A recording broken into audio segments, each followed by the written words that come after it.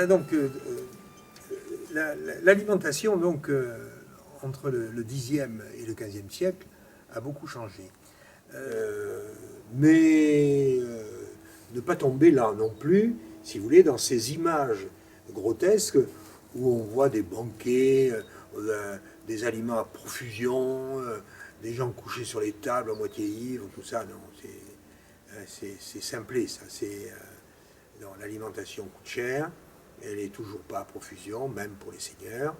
Voilà, et on essaie de respecter, il y a le respect de l'alimentation. On ne peut pas s'imaginer à quel point, à cette époque, on respectait l'alimentation. Voilà. Il y a aussi une évolution dans l'art de vivre, et notamment dans la façon de se nourrir. Au Xe siècle, quand commence la féodalité, on va dire que l'Occident, l'Europe occidentale, est profondément agraire. On peut dire que, sans se tromper, que 95% de la population est rurale. Que les seigneurs sont des ruraux. Ils habitent dans des châteaux, certes, mais dans les campagnes. Et les populations des villes sont très peu nombreuses. 2-3% de la population, pas plus. Et quand il s'agit de villes, ce sont de véritables bourgs de campagne. On trouve par exemple à Bordeaux, au Xe siècle, dans les ruelles, des animaux de toutes sortes, des porcs, des moutons, des chèvres qui vaquent en toute liberté.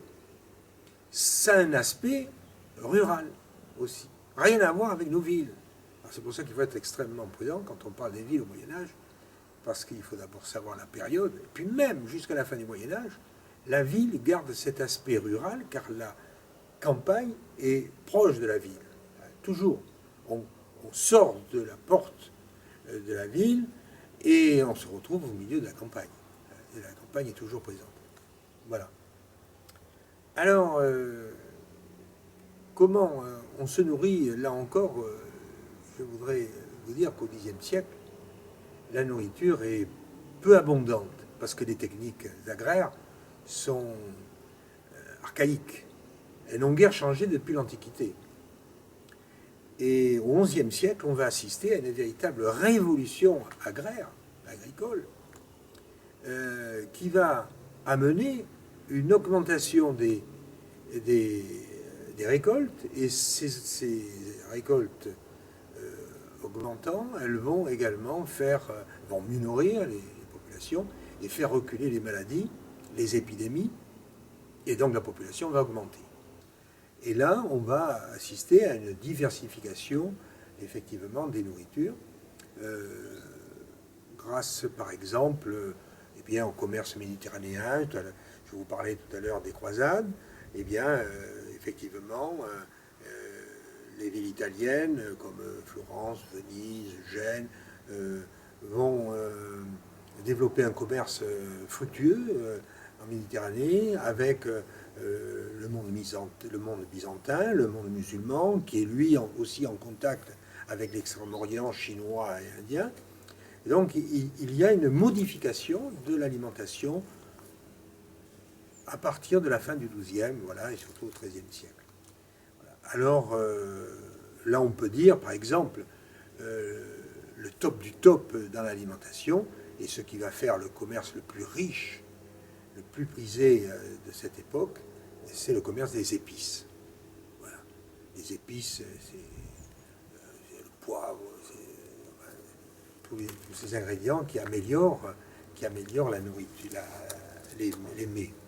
Voilà, le commerce des épices. Alors ça a été le grand commerce de cette époque. Voilà. Donc l'alimentation également s'améliore. On est moins dans la galette et la bouillie. On assiste au développement de la cuisine plus raffinée, plus travaillée, à des plats, et avec le poisson. Je prends ici, par exemple, au château d'Angoiran, quand on a fait des fouilles, on a trouvé beaucoup d'huîtres. C'est étonnant, parce que l'huître est un animal, enfin, une alimentation qu'il faut utiliser fraîche, hein, autrement vous risquez de vous empoisonner, ben, c'est à voir qu'ils avaient une certaine forme de rapidité dans leur transport, au moins ici jusqu'au château. À cette époque, on respectait l'alimentation. Voilà. Ce n'est pas comme aujourd'hui où on jette. Allez, je ne dis pas que si vous allez faire les ordures comment on appelle ça, les poubelles des familles pauvres, vous verrez autant de, de déchets, enfin de déchets, de rejets, que dans les familles aisées ou riches. Mais aujourd'hui, vous êtes étonné par ce que vous voyez dans les poubelles. C'est des aliments, des boîtes périmées parce que c'est passé d'un seul jour. C'est faramineux, c'est faramineux. Voilà. À cette époque, non, il y a le respect.